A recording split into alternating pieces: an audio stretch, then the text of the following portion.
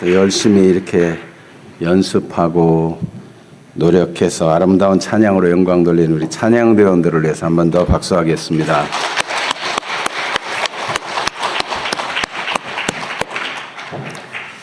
오늘은 먼 길을 떠나는 아들에게 이런 제목으로 함께 은혜를 나누기를 원합니다. 오늘 본문은 이삭이 먼 길을 떠난 아들 야곱에게 축복하고 당부하는 내용입니다. 몇 년 동안이라고 생각하고 몇 날 정도라고 생각하고 떠난 그 길이 20년의 세월이 되었습니다.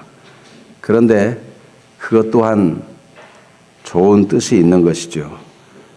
왜 몇 날이라고 생각했던 세월이 20년의 세월이 되는가?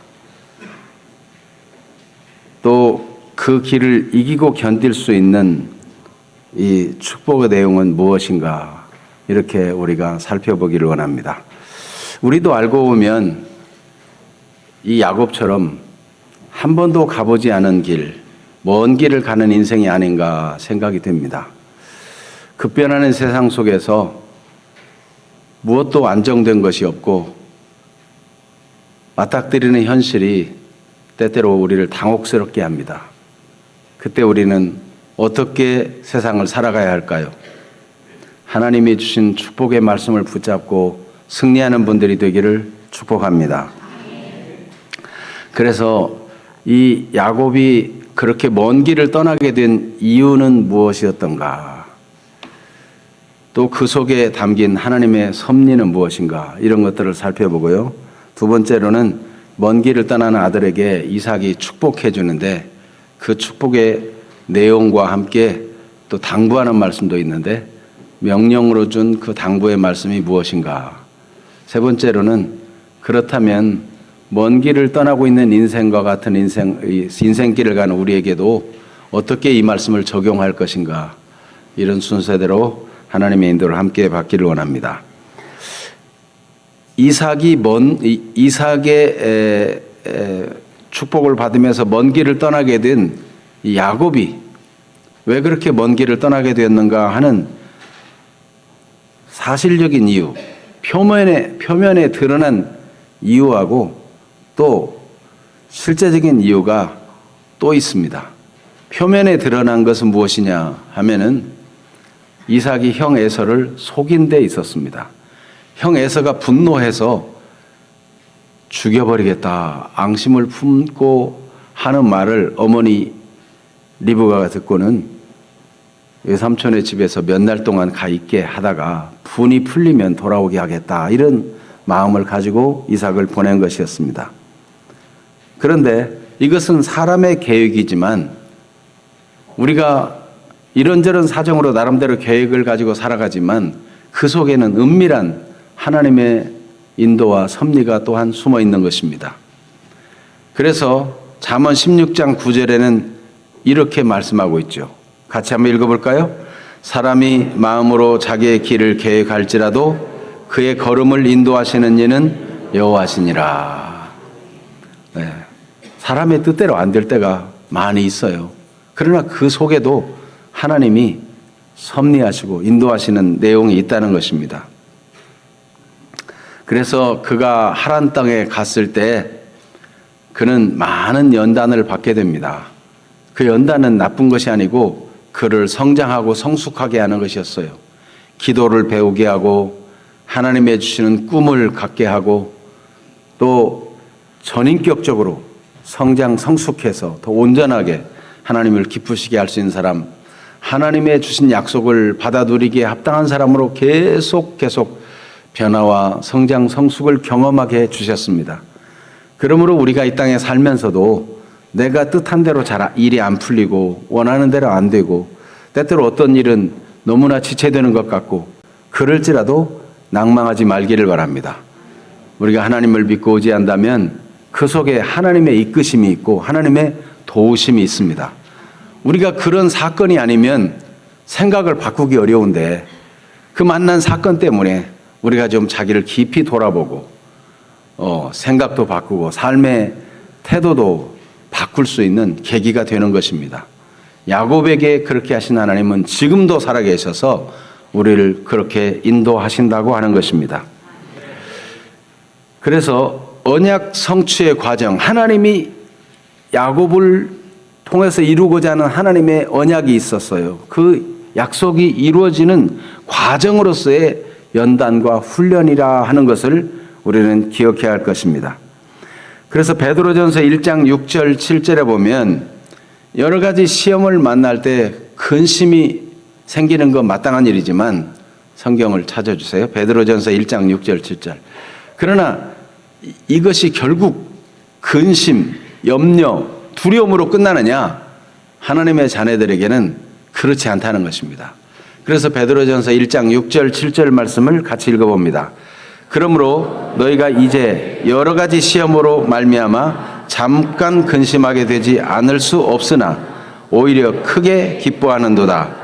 너희 믿음의 확실함은 불로 연단하여도 없어질 금보다 더 귀하여 예수 그리스도께서 나타나실 때에 칭찬과 영광과 존귀를 얻게 할 것이니라.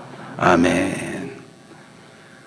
문제를 만나면 근심하게 되는데 왜 이런 일이 내게 있지? 왜 하필 나에게 이런 일이? 근심하고 염려가 찾아올 수 있어요. 그러나 그런 문제를 만났을 때 하나님 앞에 자기를 깊이 살피고 하나님 말씀에 주의를 하고 하나님 앞에 기도하고 이러노라면 오히려 믿음이 확실한 믿음의 사람이 되어가지고 불로 연단하여도 없어질 금보다 더 귀한 믿음으로 세워지게 된다는 것입니다. 우리의 믿음이 견고해지도록 우리의 믿음이 빛나는 가치 있는 믿음이 되도록 때때로 우리에게 연단이 필요하다는 것입니다. 금도 보면은 그 금과 함께 섞여 있는 불순물들이 제거되려면은 불 속에 들어가야 돼요. 그러면 다른 이물질들이 다 벗겨져 나가고 순전한 금이 나오는 거죠. 우리 인생도 마찬가지입니다. 때때로 이런 연단이 필요합니다. 그런데 불로 연단하여도 없어질 금보다 더 귀한 이 확실한 믿음을 가지게 되면 어떻게 되는가? 예수 그리스도께서 나타나실 때 칭찬과 영광과 존귀를 얻게 된다는 거예요. 그러니까 이거는 대단히 가치 있는 일이라는 겁니다. 또 베드로전서 4장 12절 13절에도 보면 같이 읽어볼까요? 사랑하는 자들아 너희를 연단하려고 오는 불시험을 이상한 일 당하는 것 같이 이상히 여기지 말고 오히려 너희가 그리스도의 고난에 참여하는 것으로 즐거워하라. 이는 그의 영광을 나타내실 때에 너희로 즐거워하고 기뻐하게 하려 함이라. 왜 이런 불같은 시험, 이 감당하기 어려운 시험, 우리 자신을 막 다 녹여내고 다 우리 자신의 가치관을 다 무너뜨리는 것 같은 그런 불시험을 만날 때 우리는 염려하지 않을 수 없습니다. 그러나 그걸 통해서 그리스도께서도 죄 없이 이런 고난을 당하셨지 이렇게 생각하고 견뎌낸다면은 이 불시험을 통해서 그의 영광을 나타내실 때 곧 그리스도께서 다시 오셔서 그가 진정 하나님이시요 만주의 주요 만왕의 왕이시요 심판자인 것을 드러낼 그때 즐거워하고 기뻐하게 하려 함이라 그랬어요. 아까 베드로전서 1장 6절 7절의 말씀이나 베드로전서 4장 12절 13절의 말씀이나 그 기쁨을 가지는 때, 그 영광을 가지는 때는 바로 예수님이 다시 오실 때라는 것을 말씀하고 있어요. 그래서 때때로 우리는 이 땅에 살아가면서 얼른 결말이 안 나고 이해가 안 되는 순간이 있을 수 있어요. 왜 이런 고통이 나에게 있지? 왜 나에게 이렇게 힘든 일이 있지? 왜 이 불같은 연단과 시험이 나에게 있지? 그런데 지내놓고 보면 하나님의 뜻을 알기를 원하고 믿음으로 기도하고 하나님 말씀을 순종하며 자기를 살피고 혹은 죄를 회개하고 이러다 보면 이거였구나. 하나님이 나를 만들어 가시는 과정이었구나. 이렇게 깨닫게 된다는 것입니다. 야곱도 알고 보면 그는 모난 부분이 많고 좀 다듬어져야 되고 인격적으로 변화될 부분들이 많았어요. 하나님이 이미 야곱에게 주신 약속이 있는데 믿고 기다려도 억지로 인간적인 방법과 수단 이런 걸 쓰지 않아도 하나님은 약속하고 정하신 대로 믿으면 이루어 주시는 겁니다. 그런데 야곱이 막 형을 속이고 아버지를 속이고 어떻게 하든지 악착같이 내 방법대로 해서 복을 받겠다 이러니까 다른 사람에게 상처를 주게 되는 거죠. 에사가 오죽하면 마음 위에 칼을 갈겠어요. 여러분, 우리가 예수 믿고 믿음으로 산다 하면서도 어떤 일정 분량에서는 자꾸 이상한 꾀를 내고 쓸데없는 욕심을 내고 혈기를 내고 이러다가 다른 사람에게 아픔을 주고 상처를 주는 경우 있어요. 하나님은 이런 부분들은 다듬으시고 변화시켜 주기를 원합니다. 그래서 때때로 생각지도 않은 연단을 받게 돼요. 그러나 하나님은 우리를 사랑하시기 때문에 믿음으로 그 연단을 잘 견뎌내고 기도하면서 자기를 살핀다면 분명히 기뻐하고 즐거워할 그날을 주실 것입니다. 그렇게 되기를 축복합니다. 아멘. 먼 길을 떠나는 아들에게 주는 축복과 명령입니다. 이삭이 축복하고 당부하는데 이 성경에 그렇게 돼 있어요. 1절을 같이 한번 읽어볼까요? 창세기 28장 1절. 이삭이 야곱을 불러 그에게 축복하고 또 당부하여 이르되 너는 가나안 사람의 딸들 중에서 아내를 맞이하지 말고. 보면 축복하고 당부했다 그랬는데 내용을 보니까 당부의 내용이 먼저 나와요. 가나안 사람들의 딸들, 하나님 없이 사는 그 딸들하고 결혼하지 말아라. 금지 명령이 나오고, 그리고 누구하고 결혼해야 되는가 하라고 하는 긍정 명령이 나옵니다. 그럼 왜 성경은 이렇게 순서가 당부하는 명령이 먼저 나오고 축복이 나중에 나오는데 축복하고 당부하여 이렇게 말씀할까요? 아니, 여기 나오는 순서대로 당부하고 축복하여 이래도 되는데 원어 성경을 찾아봐도 똑같아요. 축복이 먼저 나오고 당부한다, 요구한다, 청구한다 하는 그 단어가 나중에 나와요. 왜 그럴까요? 먼저 왜 그럴까 여러분이 생각해 보는 동안에 당부의 내용은 무엇이고 그렇게 당부한 이유는 무엇인가를 한번 살펴봅니다.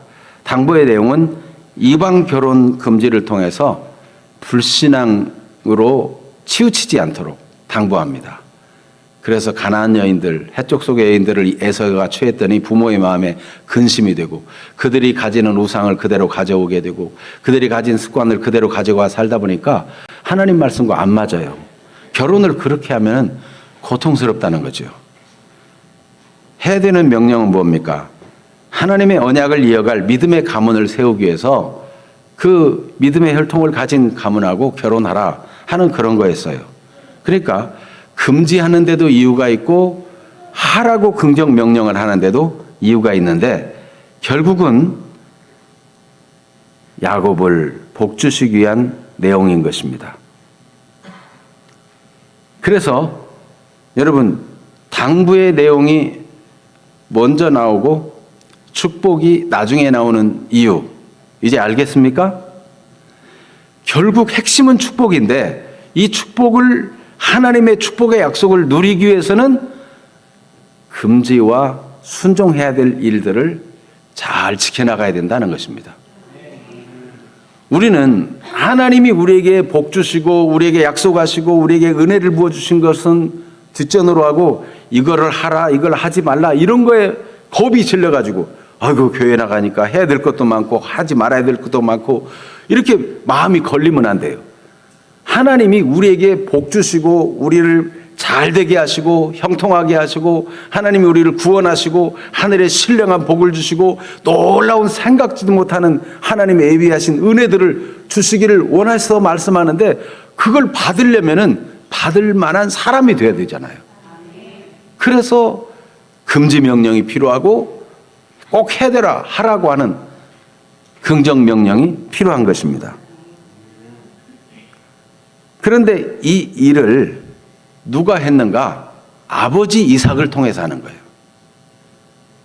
야곱은 아버지 이삭, 지금 나이가 너무 많아가지고 눈도 잘 안 보여서 만져서 누군지 이 아들인지 저 아들인지 확인할 정도로 그렇게 연세가 많았단 말이죠. 그 아버지가 말할 때도 이 야곱은 이것은 하나님께서 우리 아버지를 통해서 나를 축복하고 내게 말씀하는 것이다, 이렇게 받아들인 것입니다. 마찬가지로 우리 부모들도 이런 마음을 가져야 돼요. 하나님이 내게 이 자녀를 왜 맡기셨나?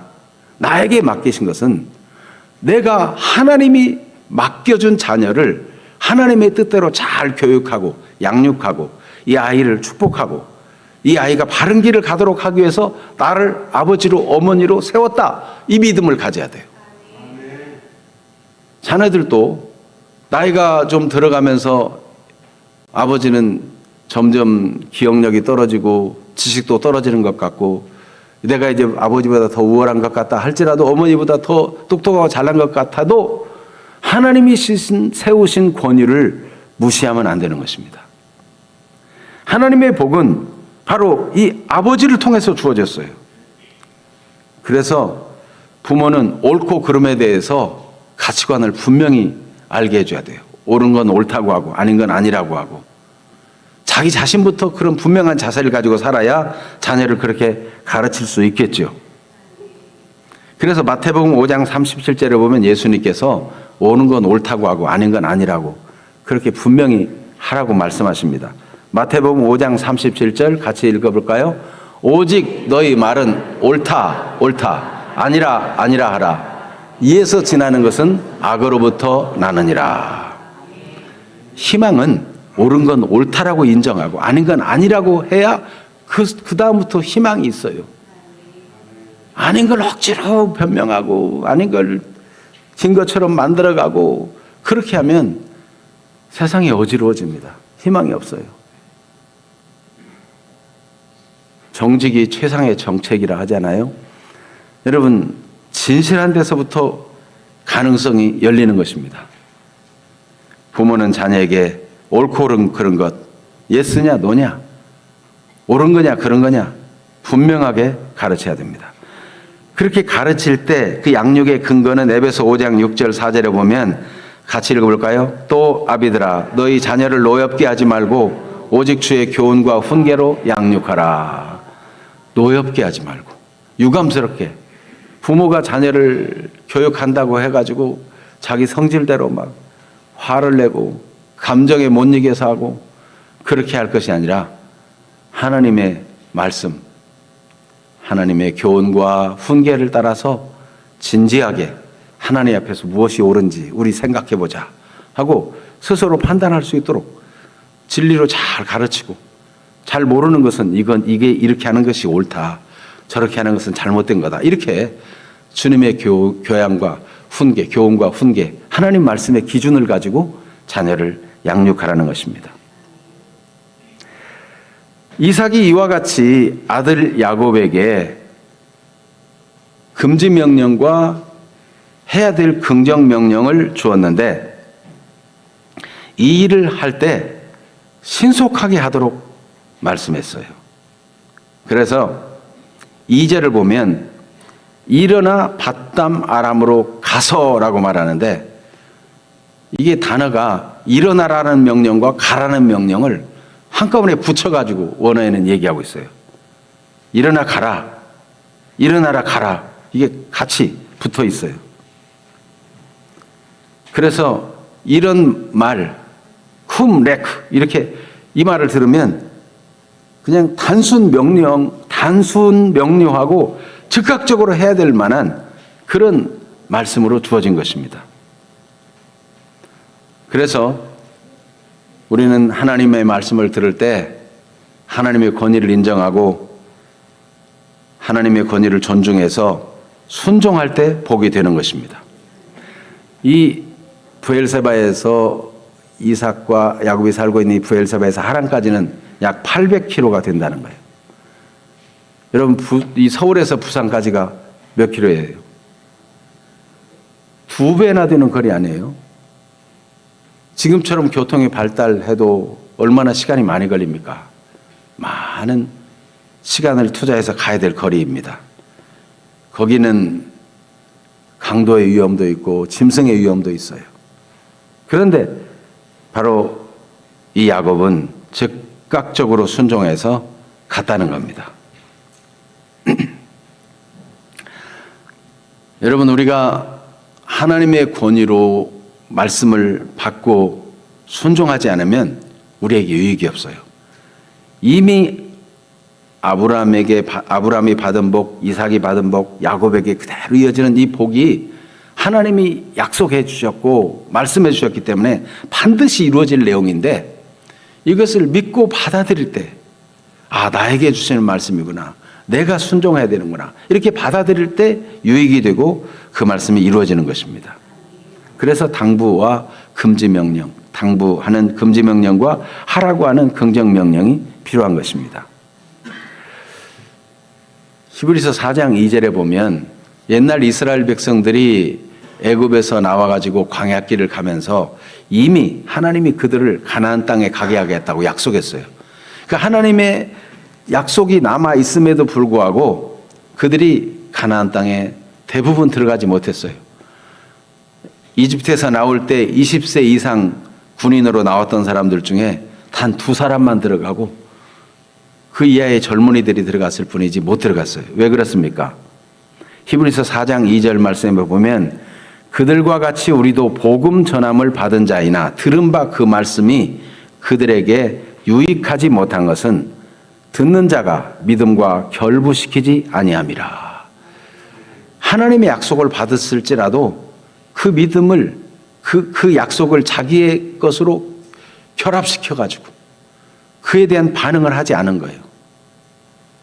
여러분, 약속을 했어도 여러분이 약속 장소에 안 나가면, 약속했을 때 뭔가 선물을 가지고 왔는데 안 나가면 어떻게 받을 수가 있겠어요? 하나님 편에서 손을 내밀었는데 우리도 손을 잡아야 이게 하나님의 축복이 전달되고 약속이 이루어지는 거죠.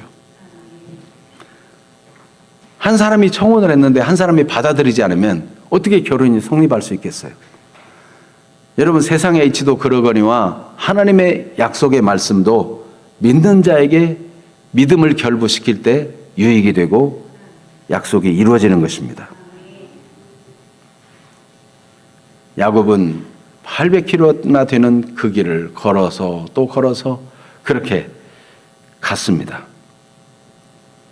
자, 그러면 이제 축복의 내용은 무엇인가? 먼 길을 떠나는 아들에게 주는 축복의 내용이 무엇입니까? 3절을 같이 읽어봅니다. 전능하신 하나님이 내게 복을 주시어 내가 생육하고 번성하게 하여 내가 여러 족속을 이루게 하시고, 맨 먼저 알게 해준 것이 전능하신 하나님. 전능하신 하나님이 너와 함께한다. 여러분, 먼 길을 떠나는 아들에게 줄 가장 중요한 복이 전능하신 하나님. 전능하신 하나님. 네. 우리 승현이도 이제 내일이면 군대 입대를 하는데 이 아들에게 전능하신 하나님이 함께하기를 축복합니다. 우리 인생도 앞길이 어떻게 될지 다 알지 못해요. 가보지 않았어요. 우리가 내일을 살아본 적이 없잖아요. 전능하신 하나님을 믿고 의지하며 살게 되기를 축복합니다. 하나님께서 이 전능하신 하나님을 나타내실 때가 언제였느냐면 아브라함이 99세 때였어요. 아브라함은 이미 자식을 가질 수 없다고 포기했어요. 왜냐하면 그의 아내는 89세였거든요. 이미 경수가 끊어졌고 너무 늙어서 아이를 가질 수 없는 지가 벌써 한참이나 지났어요. 89세. 그런데 하나님이 나는 전능한 하나님이라. 하나님이 전능한 하나님으로 나타나시면서 말씀해 주시는 거예요. 한번 같이 읽어볼까요? 창세기 17장 1절. 아브라함이 99세 때 여호와께서 아브라함에게 나타나서 그에게 이르시되 나는 전능한 하나님이라. 너는 내 앞에서 행하여 완전하라. 하나님이 나는 전능한 하나님이라 내가 약속한 것을 반드시 이룬다. 너에게 아들을 주겠다고 약속했는데 네가 지금 99세지만 너는 마음을 흔들리지 말라. 너는 내 앞에 생해서 완전해라. 하나님 말씀에 대해서 믿음을 결부시키고 그걸 받아들이라 말씀하는 거예요. 여러분, 사람이 할 수 없어도 전능하신 하나님이 함께하면 모든 것이 가능합니다. 이스라엘 백성들은 장정만 60만 명, 모든 나이든 노인과 젊은이까지 하면, 그리고 수많은 다른 이족들도 따라 나왔는데 200만 명 가량이 이집트에서 나왔다고 그래요. 그러면 한 나라에 200만 명이 빠져나간다. 그걸 누가 허락하겠어요? 그래서 이집트 왕 파라오는 계속해서 하나님이 전능하신 손으로 기적을 나타내 보이고 능력을 나타내 보이고 재앙을 나타내 보여도 조금 숨쉴만 하면은 또 하나님은 안 믿었어요. 그런데 하나님이, 전능하신 하나님이 마침내 10가지 재앙 중에 마지막에는 모든 애굽의 장자들, 모든 짐승의 초태생을 다 죽이는 역사를 나타내니까 애굽 왕 파라오도 손을 들었어요. 그리고 그들을 내보냈어요. 그런데 위기가 왔어요. 그들이 길을, 하나님의 인도를 따라 갔는데 그냥 홍해 바다 앞에 딱 갇혀 있는 거예요. 그걸 보고 이집트 왕 파라오가 내가 왜 저들을 내보냈던가, 이 많은 노동력을 왜 내보냈던가 후회하면서 특별 군대를 보냈습니다. 그런데 전능하신 하나님이 나타나 역사하니까 가로막고 있던 홍해가 갈라져 육지처럼 되었어요. 그 길로 건너가게 된 것입니다. 전능하신 하나님이 함께 하시면 못할 일이 없어요. 여러분, 그러므로 나는 이제 틀렸다, 안 된다, 별 수 없다 이렇게 생각될 때 전능하신 하나님을 기억하기를 바랍니다. 전능하신 하나님.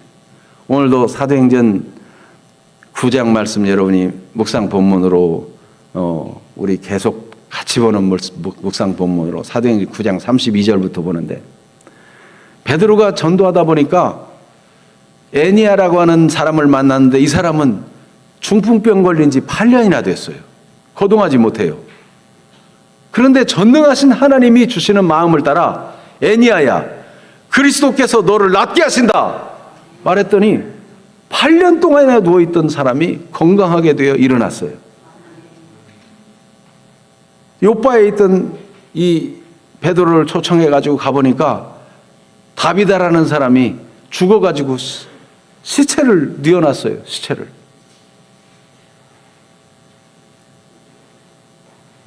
베드로가 사람들을 나가게 하고 혼자 간절히 기도해 봅니다. 기도하는데 전능하신 하나님이 이 사람을 살게 할 마음을 주시는 거예요. 그 시체를 향해서 다비다야, 일어나라. 다비다가, 시체였던 다비다가 살아났어요. 여러분, 전능하신 하나님이 함께한 역사들이 성경에는 가득 차 있습니다. 천지를 지으신 전능하신 하나님, 온 세상을 말씀으로 지으신 그 하나님께서 다니엘을 굶주린 사자굴 속에 집어넣었지만 사자의 입을 막아서 다니엘을 해하지 못하게 만드시고, 다니엘의 세 친구들은 7배나 뜨거운 용광로 불 속에 집어넣었지만 하나님이, 전능하신 하나님이 거기 함께 하시니까 옷 그슬린 냄새도 안 나도록 하나님이 완전히 생명싸개 속에 보호했어요. 성경에는 전능하신 하나님의 역사로 가득 차 있어요. 성경은 하나님의 역사의 책이에요. 여러분, 성경을 가까이 하면서 전능하신 하나님을 신뢰하는 분들이 되기를 축원합니다. 위험한 길, 막막한 길, 먼 길을 떠나는 아들에게 전능하신 하나님이 너와 함께한다, 이것을 알게 해줬어요. 그리고 아브라함이 받은 복, 그 복을 이삭에게 똑같이 축복해 줬는데 이삭도 자기가 받은 그 복을 가지고 야곱에게 그대로 축복해 줍니다. 여러분, 성경 말씀을 있는 그대로 믿는 사람들이 되기를 바랍니다. 이것은 옛날 사람에게 약속한 것이 아니고 지금 여기 오늘 우리에게 이 하나님이 약속하시고 말씀하고 계신다, 이 믿음을 갖는 게 중요해요. 그래서 이삭은 아버지에게 축복받은 그대로를 들려줘요. 4절 말씀을 같이 한번 읽어볼까요? 아브라함에게 허락하신 복을 내게 주시되 너와 함께한 내 자손에게도 주사 하나님이 아브라함에게 주신 땅 곧 내가 거류하는 땅을 내가 차지하게 하시기를 원하노라. 아멘. 아브라함의 하나님, 이삭의 하나님, 야곱의 하나님이 되는 거예요. 사실상 지금 그 땅에는 에서와 어머니 리브가 아버지 이삭이 있어요. 그러면 에서가 지금 야곱에게 대해서 유감스럽게 생각해서 죽이려고 하는데 그 땅을 누가 차지한다고요? 야곱이 차지한다는 거예요.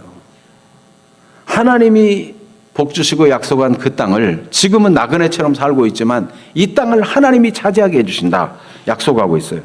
그러니까 지금 먼 길을 떠나는 자녀에게, 아들에게 너는 거기 무사히 갈 뿐만 아니라 거기서 잘 지내다가 돌아와서 이 땅을 차지하게 된다. 그 약속을 하고 있는 거예요. 그러니까 가는 길도 문제가 안 되고 거기서 얼마 생활할 것도 문제가 안 되고 돌아오는 길도 문제가 안 되고 하나님이 그동안 모든 필요를 공급하시고 도움이 되어주시고 위험에서 지켜주시고 잘 돌아오게 하시고 금이 환영하게 하시고 결국은 이 땅 지금도 아직 차지하지 못해서 나그네 생활하고 있는데 이 땅을 차지하게 해 주실 것이다.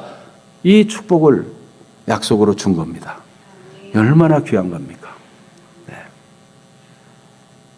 군대 가는 형제가 있으니까 저도 군대 가기 전에 생각이 납니다. 방위하는 친구가 말해요. 야, 희동아, 너 참 걱정이다. 3년 군대 생활을 어떻게 하고 오지? 그래요. 그래서 내가 그랬어요. 중학교도 3년 지냈고 고등학교 또 3년 잘 지냈는데 군대라고 3년 못 지내겠냐? 예. 말은 용감하게 했는데 군대 가보니까 만만치는 않더라고요. 근데 이제 처음에 장정 여러분하고 집합하는 거기에서 중령 되시는 분이 군복을 나눠주면서 정말 명언을 하더라고요. 여러분, 이제 군복을 받았으니 예비 군복 받을 일만 남았습니다. 그러는 거예요. 참 얼마나 고맙던지 말이에요. 여러분, 지금 야곱을 축복하는데 하나님이 전능하신 하나님이 너와 함께 계셔서 내가 가고 오고 정도가 아니라 지금 나그네처럼 거리하는 이 땅을 차지하게 만들어 주신다. 그러니까 나머지 모든 과정은 다 전능하신 하나님이 함께해서 문제가 안 되는 거예요. 여러분, 천국까지 믿음을 든든히 가지고 이 땅에 사는 동안도 하나님의 공급하심과 도우심과 치유하심과 함께하시는 은혜를 마음껏 넉넉히 누리다가 영화로운 천국에서 기뻐하고 즐거워할 수 있는 영광과 존귀를 얻게 되는 축복이 있게 되기를 축원합니다. 그래서 우리는 믿음으로 살아야 돼요. 믿음으로. 그런데 축복한 대로 이루어지는데 이게 과정이에요. 즉각적으로 순종하니까 5절에 보니까 말이에요. 이루어진 것을 말하고 있어요. 5절을 같이 읽어봅니다. 이에 이삭이 야곱을 보내매 그가 밧담 아람으로 가서 라반에게 이르렀으니 라반은 아람 사람 부드엘의 아들이요 야곱과 에서의 어머니 리브가의 오라비더라. 딱 고집에 제대로 찾아갔다는 거예요. 보냈더니 가가지고 딱 거기에 도착했다. 하나님이 축복한 대로 다 되는 거예요. 축복한 대로. 아브라함도 하나님 부르심을 받았을 때 하나님이 약속한 땅, 지시한 땅으로 가려고 갔더니 마침내 그 땅에 이르렀다. 똑같아요. 하나님의 약속 믿고 가면은 반드시 약속은 이루어지는 법입니다. 여러분, 하나님의 약속을 불변의 약속으로 믿고 믿음으로 살아가게 되기를 축복합니다. 그리고 7절에도 보니까 똑같아요. 7절 읽어볼까요? 또 야곱이 부모의 명을 따라 밧담 아람으로 갔으며 명령대로 그대로 가니까 가지는 거예요. 하나님이 함께해 주시는 길이 되는 것입니다. 자, 그러면 오늘 이 말씀을 옛날 얘기로 끊치는 것이 아니고 우리에게 적용하기 위해서는 어떻게 할 것인가? 먼저 에서가 이걸 가만히 지켜보면서 자기 삶에 적용합니다. 여러분, 에서같이 적용 안 하게 되는 사람들이 되기를 바랍니다. 에서의 적용. 가만히 보니까 아버지가 축복하고 야곱에게 명령해서 밧담 아람으로 하란 땅으로 가더라 하는 거죠. 그걸 지켜보면서 적용을 어떻게 했느냐. 나는 왜 이렇게 축복을 못 받았을까? 내가 결혼한 이 아내들이 부모에게 근심을 끼쳤구나. 그러니까 나도 아내를 다시 얻어야 되겠다. 이렇게 생각한 거예요.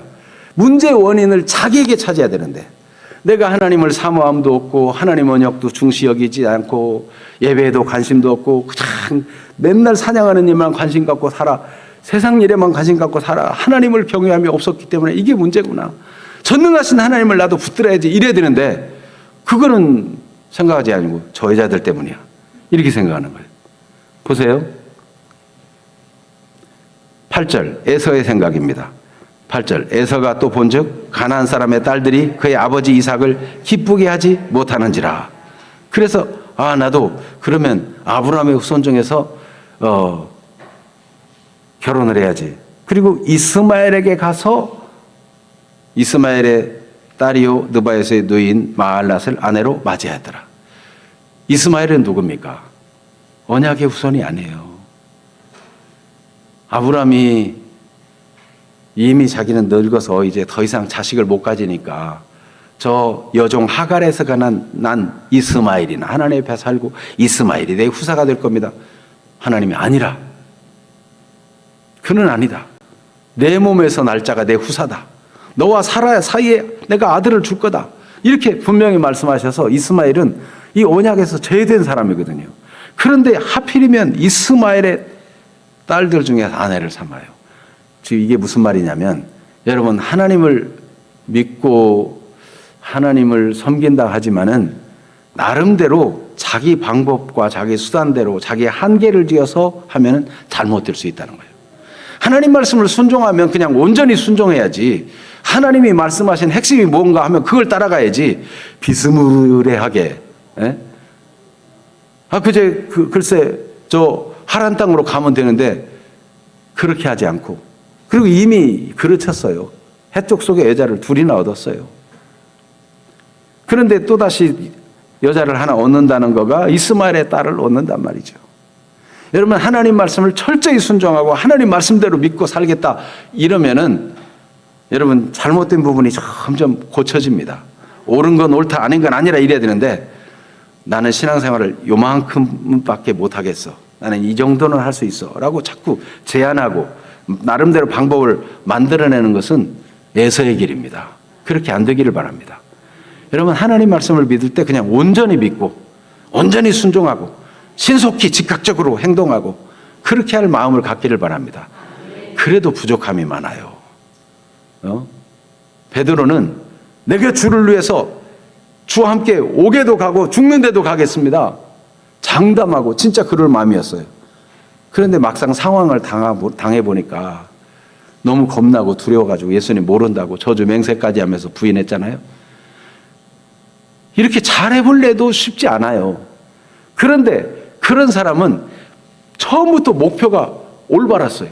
정말 처음부터 마음이 진실로 하나님 앞에 살기를 원했어요. 그렇기 때문에 실패한 뒤에도 통곡하며 회개합니다.